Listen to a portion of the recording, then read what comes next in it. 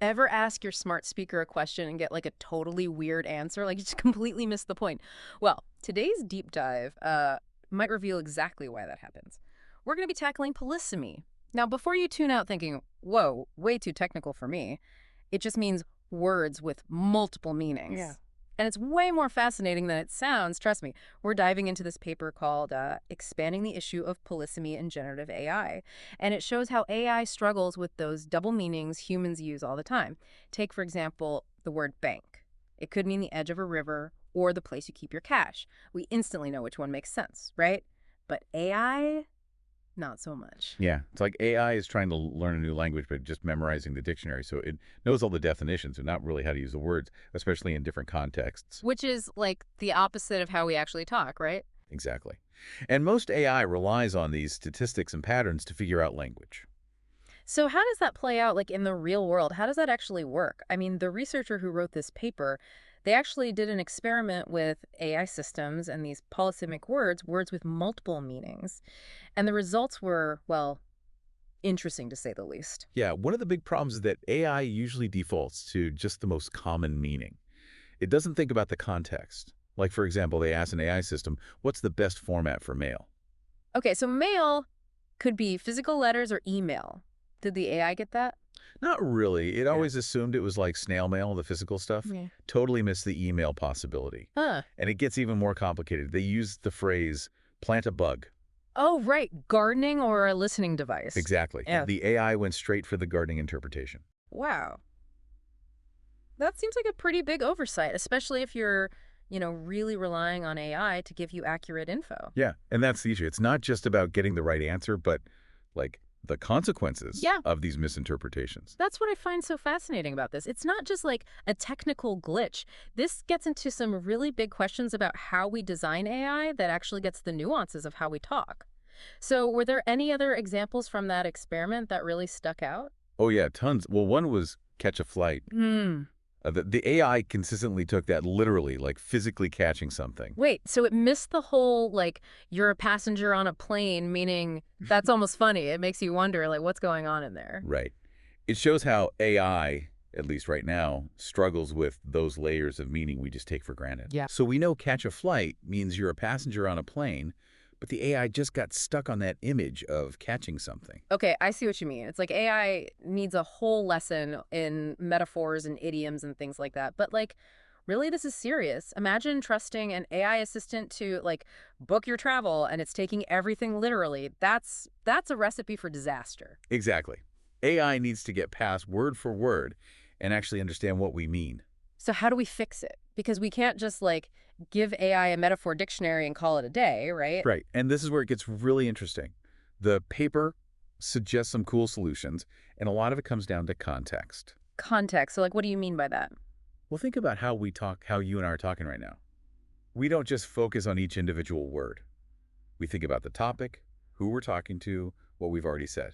Right. Like if I'm talking to you about AI research, it's probably safe to assume I'm not about to switch to baking recipes. Unless, of course, those recipes were AI generated, then we'd have a whole nother deep dive. Exactly. That's the kind of understanding we need AI to have.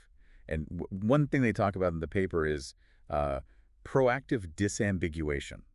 Proactive disambiguation. Okay, so what does that even mean? Break that down. It basically means making AI that knows when a word might have multiple meanings. And then instead of guessing, it asks for clarification. So instead of defaulting to the most common meaning, it would say something like, hey, I'm not sure what you mean here. Can you clarify? Yes, it's like AI being okay with saying, I don't know, instead of making assumptions that could be wrong. Got it. Which seems super helpful, especially for things where accuracy is like really important. But how do you teach AI to recognize those ambiguous situations in the first place? That's the really cool part.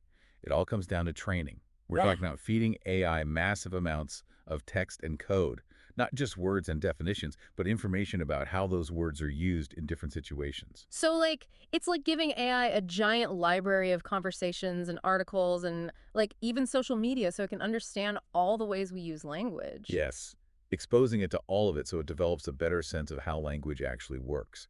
And that's where user feedback is key too. That's actually what I was going to ask about next. Like, how can everyday people help AI get better at this whole understanding thing? just by using it. Every time we talk to a chatbot, use a voice assistant, even just use predictive text, that's all data. The more we use it and tell it when it gets things wrong, the smarter it gets. So it's like we're all part of this big experiment in teaching AI how to speak human, basically.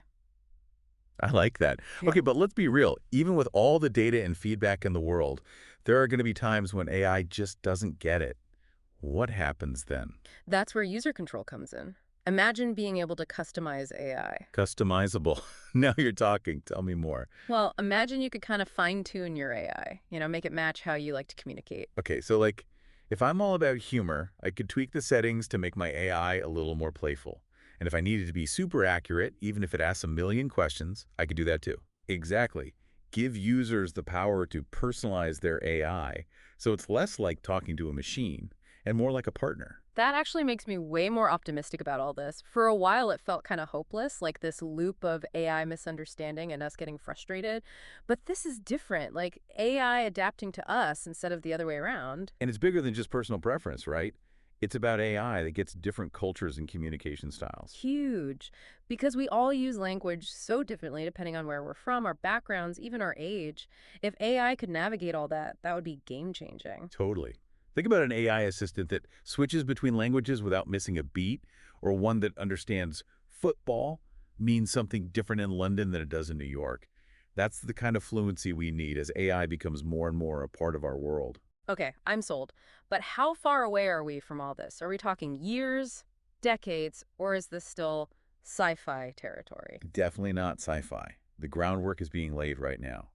Researchers are developing these new algorithms and training AI on more and more diverse data sets to teach it about context and culture. And just as important, companies are starting to really prioritize user feedback and personalization. So we're not quite there yet, but we're definitely on the right track. That is good to hear, though it also makes you realize this isn't just about some geniuses in a lab somewhere, right?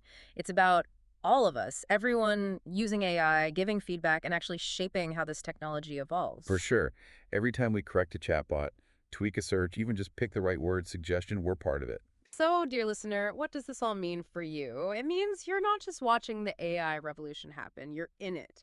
How you use AI today is shaping what it becomes tomorrow. So enjoy the ride, celebrate the wins, and don't be afraid to ask for more from the AI in your life. Because the future of language, yeah, it's kind of in your hands. And on that note, this has been an awesome deep dive into Polysemy and AI. Until next time, happy exploring.